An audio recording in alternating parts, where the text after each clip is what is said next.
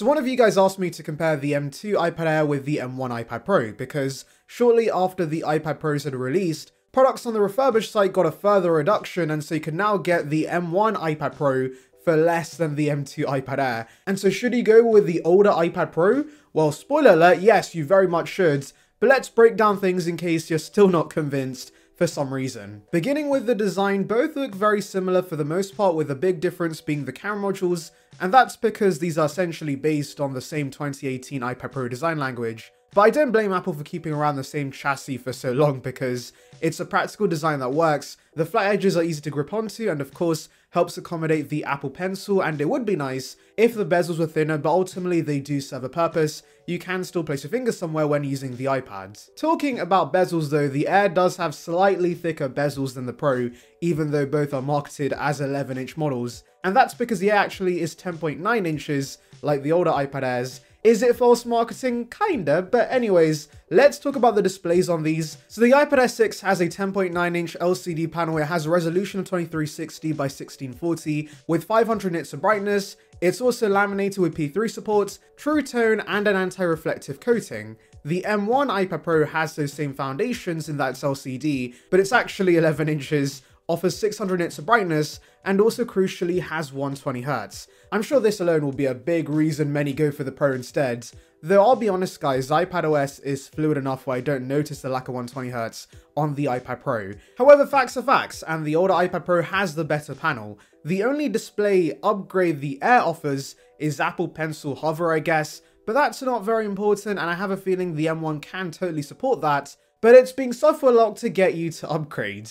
That's pretty cheeky. You know what else would be a cheeky thing to do? If you subscribe to the channel, of course. It's free and it would bring you the latest about Apple right to your subscription box, so please consider it. It would be appreciated. Join the saranbyte gang now. Anyways, let's now move on to accessories because there is one small difference between these iPads, and that's the Apple Pencil situation. So the M1 Pro supports the 2nd gen pencil and the M2 Air supports the new Apple Pencil Pro. However, both of these do support the cheaper USB-C pencil. Now, whilst it's a shame the old iPads don't support the Apple Pencil Pro, I find it more annoying the M2 model does not support the older Gen 2 pencil. I understand that Apple moving the camera to a landscape orientation might have broken support, but for those with older iPads considering the upgrades, it certainly is irritating. You have to get both the new iPads and spend another $129 on that Pro pencil, even if your 2nd gen pencil works completely fine. Yes, the USB-C pencil is cheaper, but consider that's a downgrade over the 2nd gen pencil, so that's a negative for the Air 6 regardless.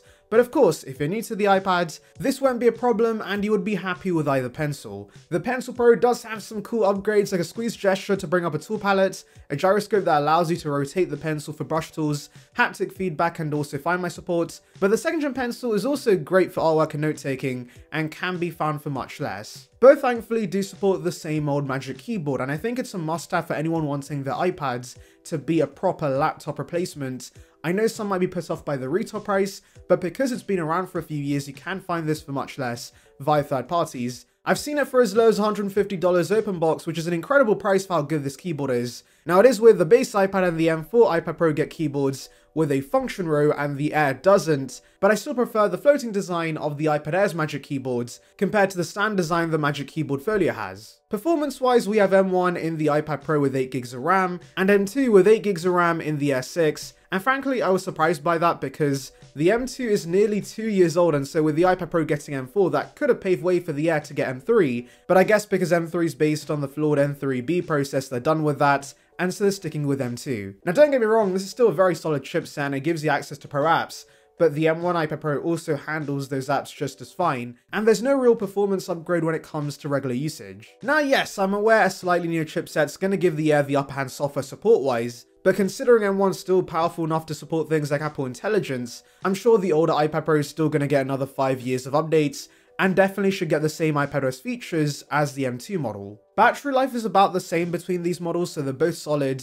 However, I will say the worst in my experience compared to regular iPads. I'm not exactly sure why, maybe it's the M series chipsets using a little more power, but for most people's needs, these iPads should be fine endurance-wise. Now when it comes to the USB-C port, one big advantage with the Pro is that it offers Thunderbolt speeds, so if you're transferring things pretty often, you will greatly benefit from having the faster speeds the iPad Pro offers. Touching on the cameras, the main camera is essentially the same on both models, and it's fine. Apple does recommend you to add footage you record on the iPad to your Final Cut timeline, but please do not do this. Whilst it's not the worst sensor in the world, it's also not that amazing. The rear camera should really only be used in a pinch for things like scanning documents. You do get the ultra-wide and the LiDAR scanner on the Pro, which is one more sensor than even the 2024 iPad Pro. But yeah, I can't lie, I'm never ever gonna use these. The front-facing camera, however, is fantastic for video calls since it does have center stage, so it follows you around the room if you move, but it's now in a better position on the iPad S6, with it moving to landscape orientation, and that, I admit,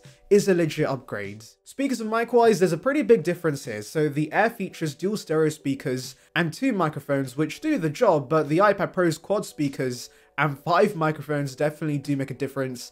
Again, this might be the cheaper, older iPads, but it does have some key advantages over the newer product. Moving to biometrics, I would say here is where I prefer the iPad Air because it has Touch ID compared to Face ID on the iPad Pro. Now you may be wondering, why does this guy prefer Touch ID compared to Face ID? Face ID is the future, right? Well, yes, on the iPhone, I do much prefer Face ID, but with the iPad, I do often manage to block the Face ID module when using the Pro models, and so I find it easy to just press the home button and boom, the iPad instantly unlocks. However, I know I'm mostly alone in thinking this. The vast majority of consumers prefer Face ID, and that's why it's a Pro exclusive, and so that is another advantage with the M1 Pro. Bluetooth and Wi-Fi connectivity have been upgraded with the S6, but there's not been a massive difference in terms of connectivity. Both have caused me no issues. Now usually here is where I point out that compared to older 64GB iPads, the Air has double the storage. But remember, the iPad Pro actually had 128 gigs of base storage as standard for quite a few years, and so these iPads do offer the same storage options for the most part.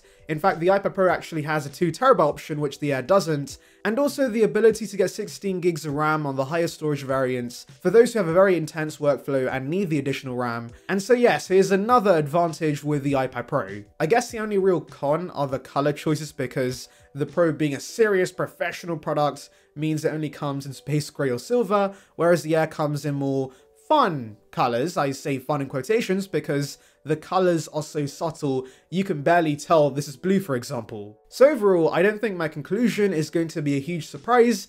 I don't think the iPad S6 is worth buying. Yes, it will eventually get cheaper via third parties, but as of now, comparing retail price, the iPad Pro M1 is without a doubt a better buy. And remember, with Apple Refurbished, the iPad is essentially brand new. They replaced the battery, the display, and the chassis. I've made a video talking about my experience with Apple Refurb that you can check out in the icon above. But yes, when the Pro offers quad speakers, 120Hz, Face ID, better mics, and technically better cameras whilst being cheaper than the Air, it makes no sense to pay more money for a mostly inferior product unless you really desperately want the landscape camera or the minimal upgrades with M2. Of course, I'm aware Apple Refurbished is not available everywhere, and of course, stock fluctuates. There may be some periods where the M1 iPad Pro is not available on the store, but honestly, third-party refurbished programs and shopping used is not a bad option, and so yes, I'm still going to recommend you go for the older iPad Pro. Anyways, let me know your thoughts in the comments, make sure to like and subscribe for more content like this, and thank you for watching.